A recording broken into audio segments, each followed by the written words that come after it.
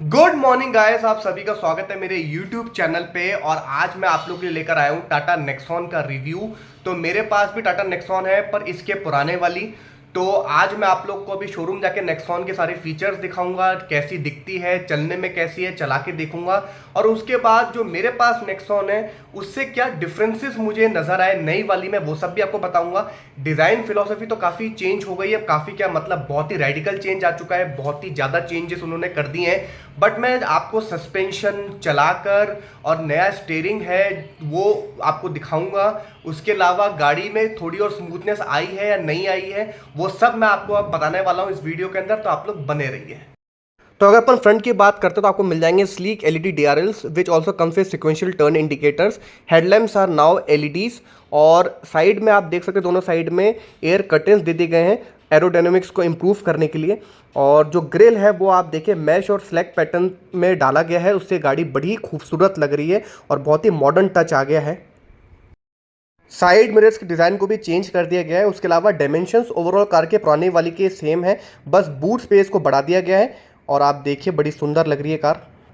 Tyre profile जो है वो 16 इंचेस का है। और पीछे की तरफ आप लाइट देखते हैं तो कनेक्टेड एलईडी टेल लैंप्स आपको मिलते हैं, जो कि बहुत ही खूबसूरत दिखते हैं और गाड़ी की काफ़ी सुंदरता को इंक्रीज भी कर देते हैं। स्टीयरिंग आपको टू स्पोक डिज़ाइन का मिल रहा है, जो कि बहुत ही सुंदर लग रहा है।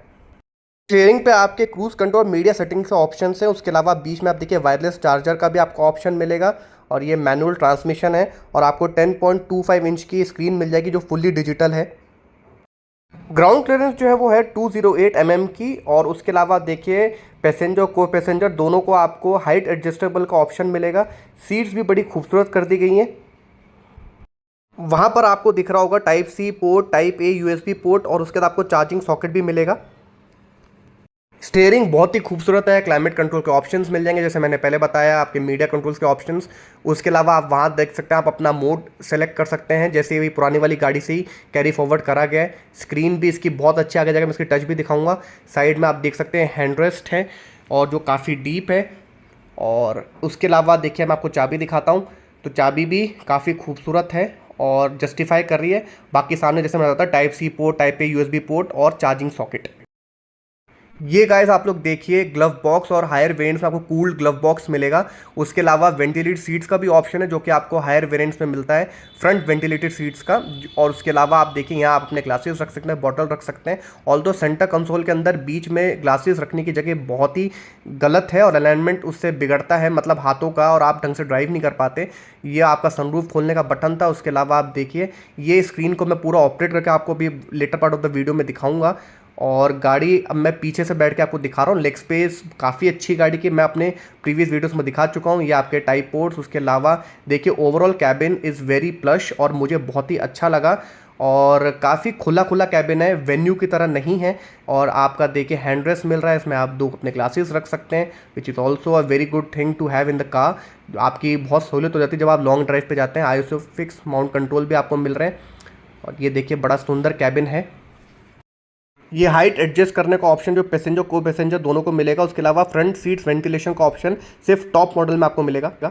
सेफ्टी की बात करें तो आपको 6 एयरबैग्स मिलेंगे। और उसके अलावा ABS with EBD, ESP, SOS function, 360 degree camera, blind view monitor, PPMS और एडास इसमें मिसिंग है, जो कि आपको वेन्यू में मिलता है। उसके अलावा 6 एयरबैग्स आपको बेस वेरिएंट से मिलेंगे, जो कि आप गवर्नमेंट नॉर्म्स भी हो चुके हैं।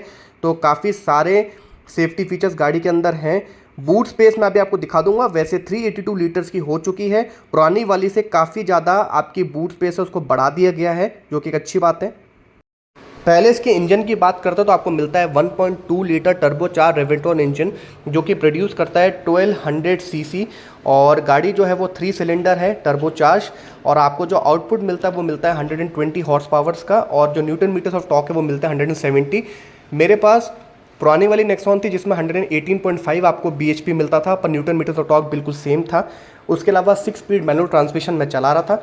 अगर मैं बात करूं तो इसका जो सस्पेंशन है वो है फ्रंट में इंडिपेंडेंट लोअर विशबोन सस्पेंशन, जो कि मुझे बहुत ही अच्छा लगता है क्योंकि मेरे पास नेक्सॉन है।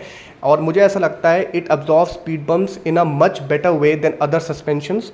रेयर में आप बात करते हो semi independent open profile twist beam suspension मिलता है विद स्टेबलाइजर बार्स। तो मुझे ओवरऑल गाड़ी का सस्पेंशन बड़ा अच्छा लगता है और इंडियन रोड्स के हिसाब से रोड एंडुलेशंस को बहुत अच्छे से अब्जॉर्व कर लेता है। अगर मैं रिस्पॉन्स की बात करूँ तो response is more of torque converter like than linear, जो मुझे लगता है कि वेन्यू यहाँ इसको बीट कर जाती है। बाकी सस्पेंशन अच्छा है गाड़ी का और गाड़ी चलने में काफ़ी तेज़ है, मुझे तो बड़ा मज़ा आता है। और सबसे मेजर डिफरेंस ये है कि स्टीयरिंग को बहुत लाइट कर दिया गया है। तो जो स्टीयरिंग लाइट हुआ है उससे मुझे लगता है कि जो पुरानी वाली नेक्सॉन में जो प्रॉब्लम थी कि स्टीयरिंग बहुत ही हैवी था, अब वो प्रॉब्लम इसमें ख़त्म हो चुकी है और आप गाड़ी को बहुत स्मूथली चला सकते हैं। अदरवाइज़ मैं लॉन्ग ड्राइव में अपनी सेल्टॉस चलाता था इसको ना चला के, जो अब ये प्रॉब्लम ख़त्म हो चुकी है अच्छे स्टीयरिंग व्हील के साथ। अब जो बूट स्पेस कैपेसिटी वो है 382 लीटर्स, पहले थी 350 लीटर्स। और इससे आपकी कोई पीछे वाली सीट्स का कंफर्ट जो है वो कॉम्प्रोमाइज़ नहीं हुआ है, वही लेग स्पेस है, वही आपका हेडरूम है। ये आप देखिए कितना सुंदर इसका डिजिटल क्लस्टर अप कर दिया गया है और बहुत ही सुंदर लग रहा है, सारी इन्फॉर्मेशन आपको मिल जाएगी। और यहाँ नीचे की तरफ आप देख सकते हैं आपके क्लाइमेटिक कंट्रोल के ऑप्शंस, पीछे का बूट खोलने का 360 डिग्री कैमरा ऑन करने का ऑप्शन सामने आप देख सकते हैं। और ये देखिए 10.25 इंचेस की स्क्रीन जो कि बहुत ही शानदार है और ये सपोर्ट करती है वायरलेस कारप्ले और आपका वायरलेस एंड्रॉयड दोनों को। और जो टच है वो बहुत ही स्मूथ है और मुझे तो स्क्रीन बहुत ही अच्छी लगी। जैसे वो कहते हैं ना फिनिकी, वैसी नहीं है, मतलब इट्स एक्चुअली वेरी यूज़फुल और आप बहुत ही ईजी तरीके से यूज़ कर सकते हैं। और सामने जो आपकी सारी इन्फॉर्मेशन है TPMS सब आपको स्क्रीन पे मिल जाएगी। अगर मैं टॉप मॉडल की बात करूँ तो जो कि है फेयरलेस प्लस एस, तो उसमें आपको मिलता है JBL का स्पीकर जिसमें है 8 स्पीकर सिस्टम और उसमें एक सब वूफर मिलता है। और नॉर्मली आपको 4 ट्विटर प्लस 4 स्पीकर्स मिलते हैं जो कि नॉर्मल स्पीकर सिस्टम में, पर टॉप में आपको JBL मिलता है। अब बात करते हैं इसकी प्राइस की और फीचर्स की। तो जो गाड़ी खड़ी थी वो थी फेयरलेस। इतने सारे वेरिएंट्स हैं कि कोई भी आदमी कंफ्यूज हो सकता है।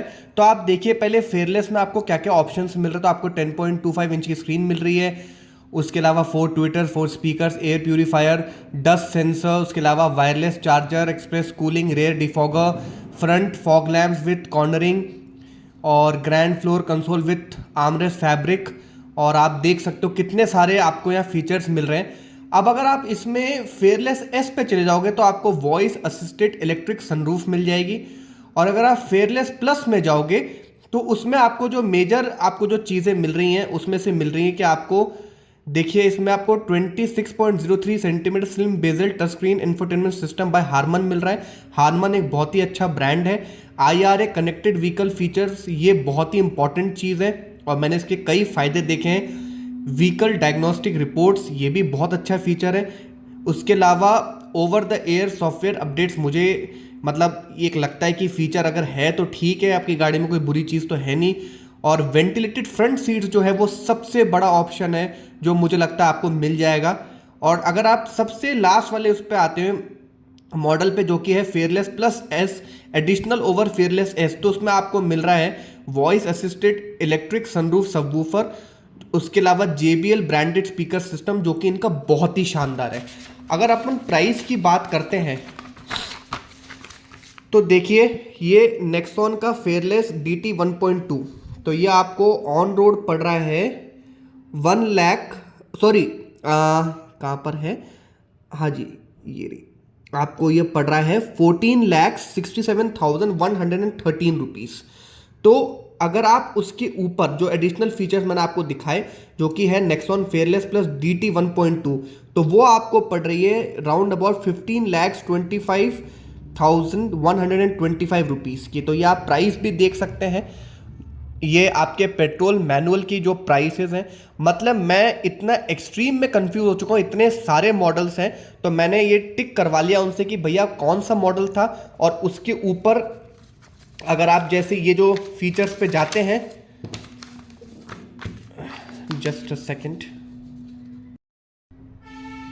तो जो मैं बोल रहा था कि इसके आप ऊपर जाएंगे तो आपको कितना पेमेंट देना पड़ेगा। तो देखिए अमाउंट तो अच्छा खासा है और मतलब इतना अमाउंट मेरे हिसाब से तो वो फिर 15 लाख क्रॉस कर जाता है। तो एक माइंड में आपको ऐसा लगता है कि इतने में तो आप किया सेल्टॉस ही ले लो, आपके 1-2 वेरिएंट आ जाए। तो ये मैंने आपको सारे फीचर्स दिखा दिए, आप लाइन से देख सकते हो कितने सारे फीचर्स हैं गाड़ी के अंदर। और ये फेयरलेस इसका मतलब मॉडल है। सो गाइस अब बात करते हैं नेक्सॉन की प्राइस की। सो देखिए, the price of Nexon is starting from 9,50,000 and it is going all the way up to 17 lakhs and I am not even talking about diesel variants yet. 17 lakhs for Nexon, it's not justifiable in my books. अब देखिए, मैं आपको दो तीन तरीके से बात करना चाहता हूं जो मुझे ऐसा लगता है कि आपको समझने की बहुत जरूरत है। I have both the cars, Nexon and Seltos. मुझे ऐसा, जो मैंने आपको वेरिएंट दिखाया वो था फेयरलेस, और वो जा रहा है 15 लाख का। अब मैं आपको यहाँ स्क्रीनशॉट लगाऊंगा सेल्टॉस का बेस के ऊपर वाले वेरिएंट का प्राइस। अब आप देखिए, अगर आप इस वाले वेरिएंट को सेल्टॉस का कंसीडर करते हैं तो इसमें आपको दो तीन फायदे हैं। पहली चीज, नेक्सॉन इज ओनली 2+2, दो जने आगे आराम से बैठेंगे, दो पीछे बैठ सकते हैं, बीच में हम भी बड़ा है। अब मेरे पास दोनों गाड़ियां हैं, इसलिए मैंने दोनों की टेस्टिंग अच्छे से कर रखी है। बट सेल्टॉस इज 2+3, सेल्टॉस में दो आराम से आगे बैठ, मतलब दो तो बैठ ही जाएंगे और तीन आराम से कंफर्टेबली पीछे बैठेंगे। इसका पूरा वीडियो मेरे चैनल पे है। 5 जने मेरी गाड़ी में सेल्टॉस में हरिद्वार तक गए थे, वेरी कंफर्टेबली। उसमें मेरा भाई भी था, उसकी बिल्ट बहुत अच्छी है, शोल्डर बहुत उसके वाइड है, फिर भी हम 5 आराम से बैठ गए। नेक्सॉन में ये काम हम नहीं कर पाते।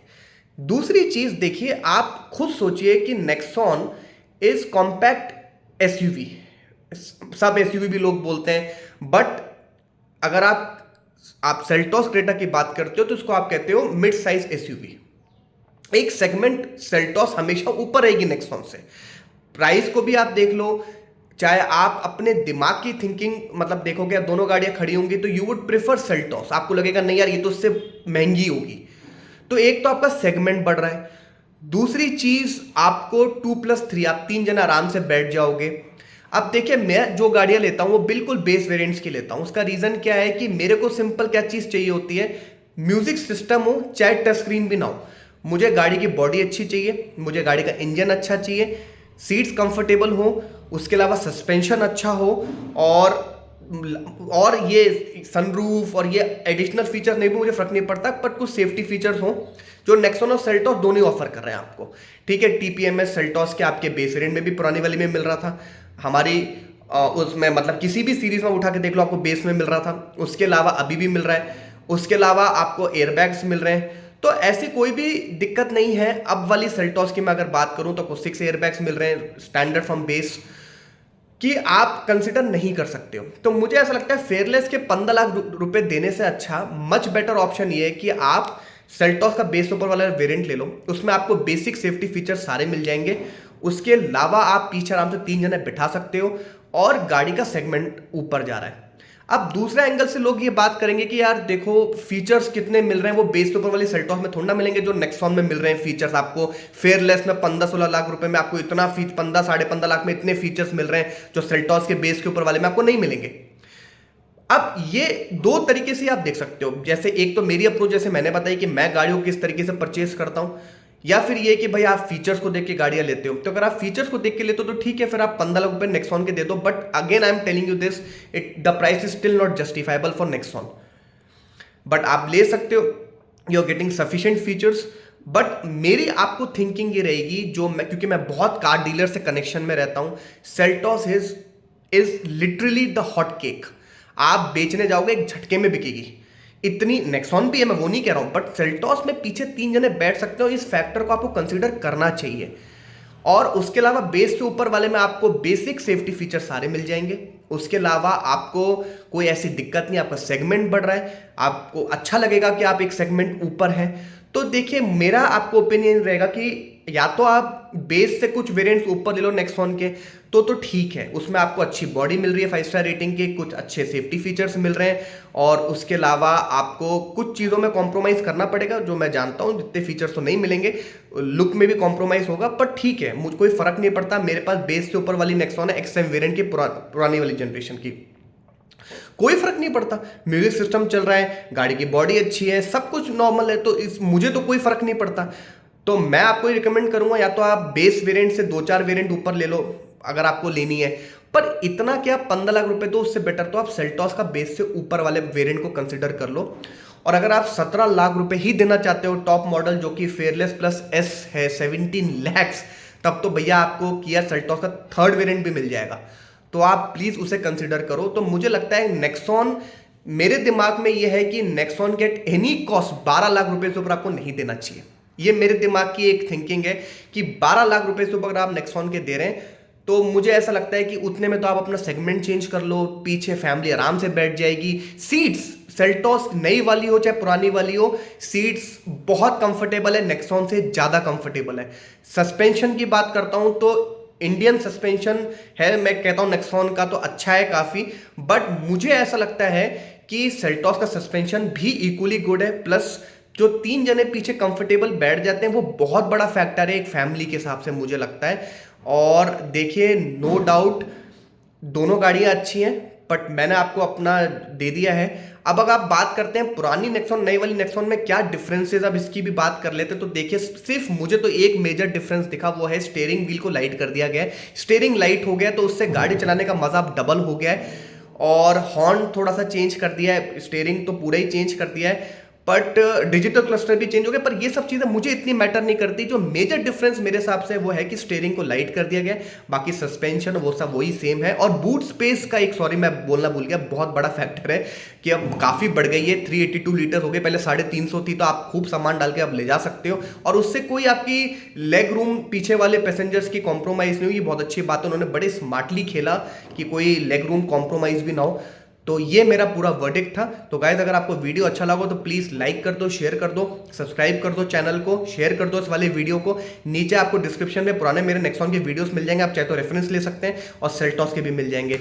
सो गाइज अभी के लिए थैंक्स, बाय बाय।